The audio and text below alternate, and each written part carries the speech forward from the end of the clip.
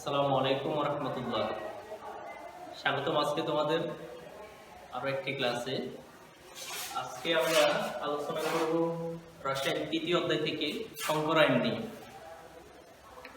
তোমরা ইতিমধ্যে এই ক্লাসটা আরো আগেও করেছো। শুরুতে আমরা সংকরায়ন কাকে বলে এটা জেনে নিব। সংকরায়ন হচ্ছে এক বা একাধিক ভিন্ন শক্তি সম্পূর্ণ অরবিটাল সমূহ মিশ্রিত হয়ে নতুন সমশক্তি সম্পন্ন অরবিটাল সৃষ্টির প্রক্রিয়াকে বলা হয় সংকরায়ন। আর এই সংকরায়ন পদ্ধতিতে সৃষ্ট নতুন অরবিটালকে বলা হয় সংকর অরবিটাল।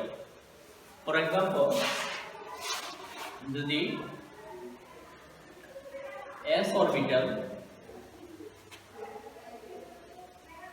p অরবিটালের সাথে যুক্ত হয়ে sp সংকর অরবিটাল উৎপন্ন হবে,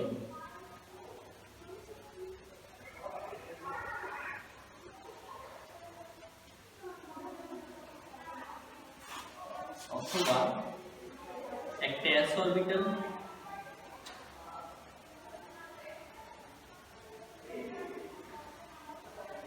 তিনটা p অরবিটালের সাথে যুক্ত হয়ে sp3 সংকর অরবিটাল উৎপন্ন হয়।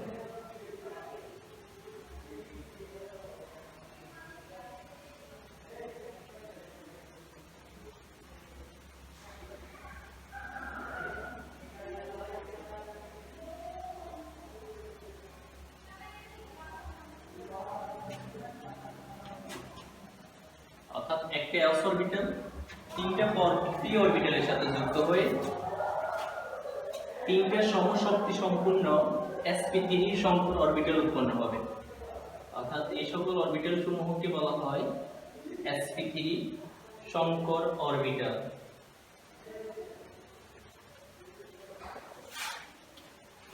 সংকরায়ন এর প্রকারভেদ হচ্ছে সংকরায়ন বিভিন্ন প্রকার হতে পারে।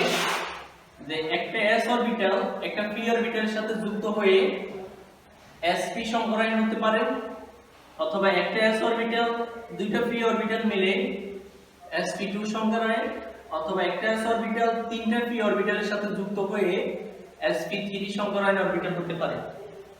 আর হতে পারে একটা d অরবিটাল একটা s অরবিটাল একইভাবে দুইটা p অরবিটাল মিলে dsp2 সংকরায়ন হতে পারে, অথবা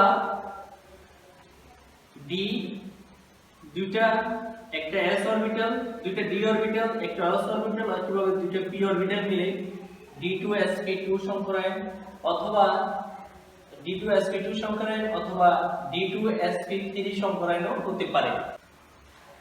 এখন আমরা বিভিন্ন যৌগের মধ্যে তাদের সংকরায়ন সম্পর্কে এবং জ্যামিতিক আকৃতি বন্ধন কোণ সম্পর্কে জেনে নেব। বিভিন্ন প্রকার যৌগের মধ্যে কোন ধরনের সংকরায়ন বিদ্যমান, অথবা তাদের গঠন কেমন, তাদের বন্ধন কোণ কত, এগুলো নিয়ে একটু আলোচনা করব।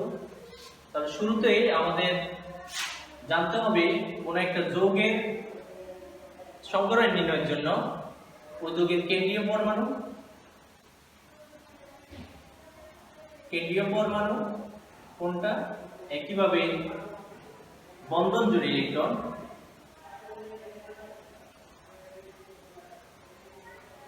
অথবা মুক্ত জোড় ইলেকট্রন।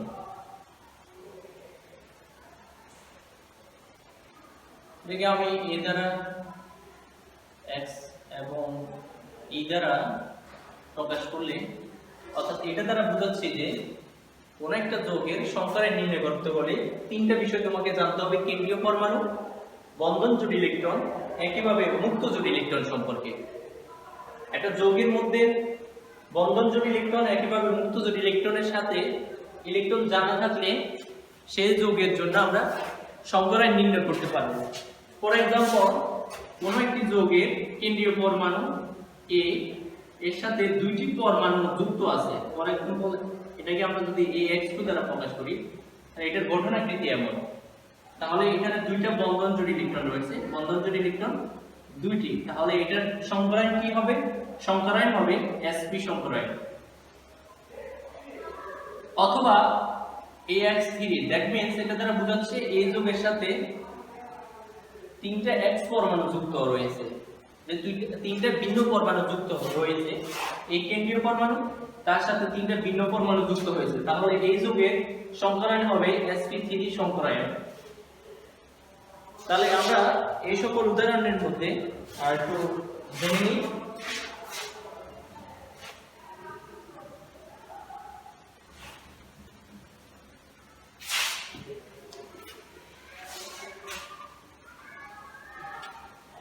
অর্থাৎ এটা আমি যদি একটু বন্ধন জোড় ইলেকট্রন, অর্থাৎ বন্ধন জোড় ইলেকট্রন যদি দুটি হয়, এটাকে আমরা কিভাবে প্রকাশ করতে পারি? AX2 দ্বারা। বন্ধন জোড় ইলেকট্রন যদি দুটি হয়, তার জ্যামিতিক আকৃতি কেমন হবে?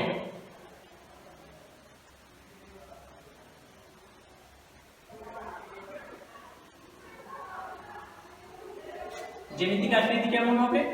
এর সাথে দুটি পরমাণু যুক্ত আছে, অর্থাৎ এটা কেন্দ্রীয় পরমাণু, এটার সাথে যে দুইটা পরমাণু এইভাবে যুক্ত রয়েছে, তাহলে এটাকে আমরা আকৃতি যেটা, এটাকে বলতে পারি সরল রৈখিক। তাহলে এটা সংকরায়ন কি হবে? সংকরায়ন হবে sp সংকরায়ন। এরপরে এই সকল যৌগের ক্ষেত্রে কোণের মান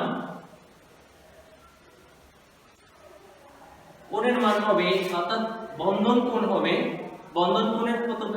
এই কোণটা সেটা হচ্ছে 180 ডিগ্রি। উদাহরণ হিসেবে আমরা এই পাশে রাখি, উদাহরণ হিসেবে আমরা দিতে পারি যে BCl3 বেরিলিয়াম ক্লোরাইড অথবা কার্বন ডাই অক্সাইড, অথবা থাকতে পারে হাইড্রোজেন সায়ানাইড, অথবা থাকতে পারে বেরিলিয়াম ক্লোরাইড। অর্থাৎ এই সকল যৌগগুলোর মধ্যে বন্ধন জোড় ইলেকট্রন দুটি, এদের জ্যামিতিক আকৃতি হচ্ছে সরল রৈখিক, এদের সংকরায়ন হচ্ছে sp সংকরায়ন এবং কোণের মান হচ্ছে 180 ডিগ্রি। অর্থাৎ বন্ধন যে কোণটা, এই যে কোণটা, এই অ্যাঙ্গেলটা হচ্ছে 180 ডিগ্রি। এরপর আমরা যদি দেখি বন্ধন জোড় ইলেকট্রন তিনটি যদি হইতো, এটাকে আমরা এইভাবে প্রকাশ করতে পারি AX3, অর্থাৎ কেন্দ্রীয় পরমাণুর সাথে তিনটি ভিন্ন পরমাণু যুক্ত রয়েছে, তাহলে ওই যৌগের ক্ষেত্রে জ্যামিতিক আকৃতি কেমন হবে?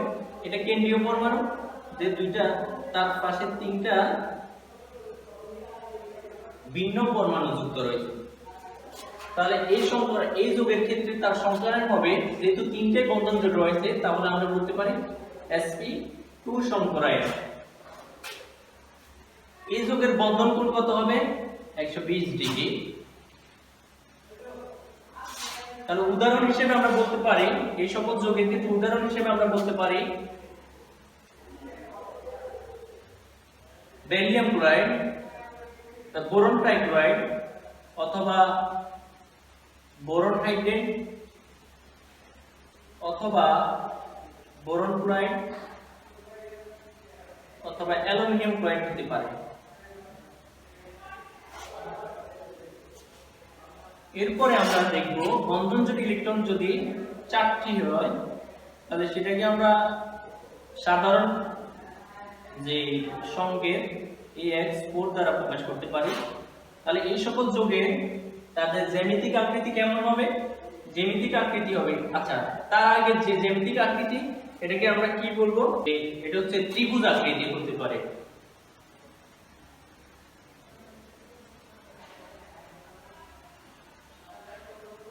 ওকে, এরপরে আমরা দেখব যে বন্ধন যদি ইলেকট্রন যদি 4টি থাকে, সেই ক্ষেত্রে যে ওই যৌগের আকৃতি কেমন হবে?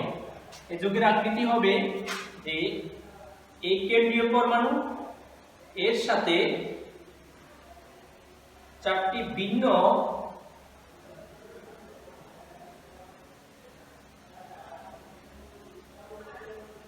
পরমাণু যদি যুক্ত হয়, এটা অনেকটা এমন,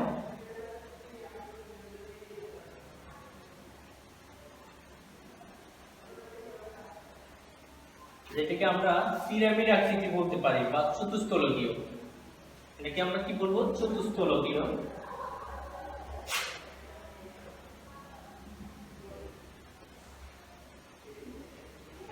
তলকীয় বলতে পারি।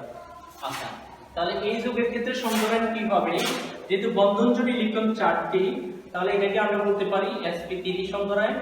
আর এই সকল যোগের যে সকল যোগের মধ্যে 4টি বন্ধন জোড় ইলেকট্রন রয়েছে তাদের ক্ষেত্রে বন্ধন কোণ হবে 109.5 ডিগ্রি অর্থাৎ 109.5 ডিগ্রি।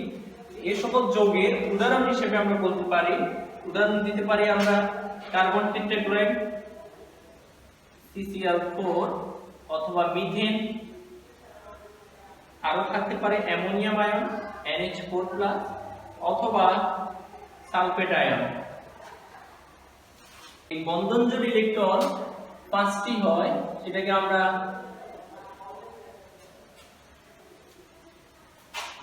বন্ধন জোড় ইলেকট্রন যদি 5টি হয় সেটাকে সাধারণ সংকেত হিসেবে AX5 দ্বারা প্রকাশ করতে পারি।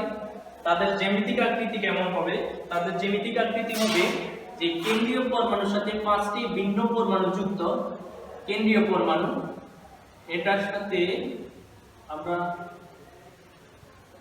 ছোট করে আনতেছি।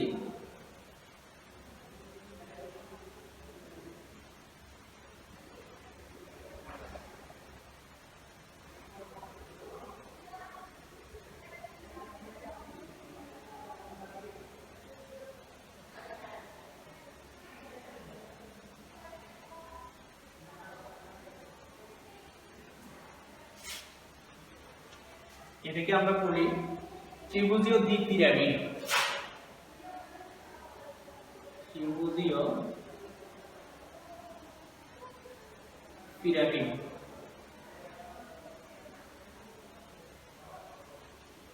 দ্বিপিরামিড। আচ্ছা, তাহলে এই যৌগের ক্ষেত্রে সংকরায়ন কি হবে? যেহেতু 5টা বন্ধন জোড় ইলেকট্রন রয়েছে, তাহলে এই যৌগের ক্ষেত্রে আমরা বন্ধন বলতে পারি যে সংকরায়ন বলতে পারি sp3d। তারপরে এদের যে বন্ধন কোণ কোথাও রয়েছে 90 ডিগ্রি, আর যেহেতু ত্রিকোণীয় ত্রিভুজ আকৃতি সেখানে আছে 120 ডিগ্রি, অর্থাৎ 90 ডিগ্রি এন্ড 120 ডিগ্রি, 90 ডিগ্রি অথবা আরেকটা হচ্ছে 120 ডিগ্রি। তাহলে এই সকল যৌগের উদাহরণ হতে পারে PCl5, পটাশিয়াম ফসফরাস পেন্টাক্লোরাইড অথবা পটাশিয়াম পেন্টাক্লোরাইড ইত্যাদি হতে পারে। তারপর আমরা দেখব যদি বন্ধন জোড় ইলেকট্রন 6টি হয়, বন্ধন জোড় ইলেকট্রন যেটাকে আমরা সাধারণ উদাহরণ হিসেবে AX6 দ্বারা প্রকাশ করতে পারি, ওই সকল যৌগের ক্ষেত্রে তাদের গঠন আকৃতি হবে, যেহেতু কেন্দ্রীয় পরমাণু এর সাথে 4টি ভিন্ন পরমাণু, 4টি ভিন্ন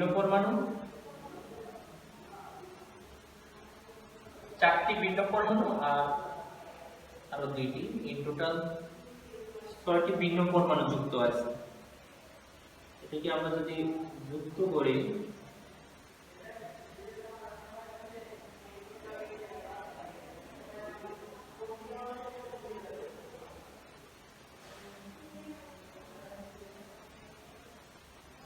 এইভাবে থাকবে, যেটাকে বলা হয় অষ্টতলকীয় অথবা বর্গাকার পিরামিডীয়। অষ্টতলকীয়,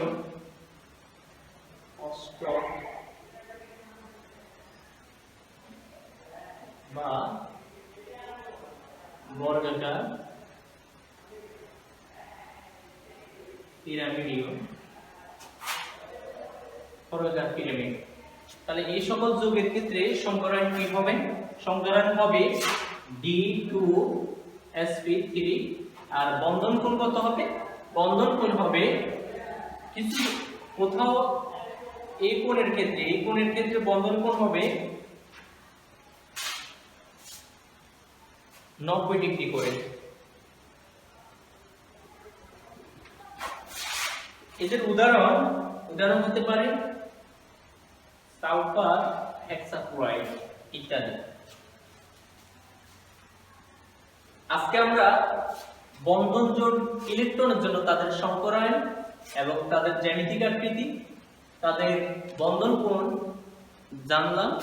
আশা করি তোমরা এই সকল বন্ধন জোড়ের জন্য আরো অনেকগুলো উদাহরণ আছে, বাসায় প্র্যাকটিস করবে। আগামীকাল আমরা মুক্ত জোড় ইলেকট্রনের জন্য অর্থাৎ মুক্ত জোড় ইলেকট্রনের জন্য তাদের বন্ধন কোণের মান কেমন হয়, তাদের জ্যামিতিক আকৃতির পরিবর্তন হয়, এই জ্যামিতিক আকৃতি কেমন পরিবর্তন হয়, তাদের বন্ধন কোণের মান পরিবর্তন হয়ে কত ডিগ্রি হয় সেটা সম্পর্কে আলোচনা করব, অর্থাৎ ব্যাসপাত তত্ত্ব নিয়ে আলোচনা করব। তো ধন্যবাদ সবাইকে। আশা করি তোমরা সংকরায়ন নিয়ে বাসায় আরো বেশি প্র্যাকটিস করবে এবং পরীক্ষার জন্য প্রস্তুতি নেবে। ধন্যবাদ সবাইকে।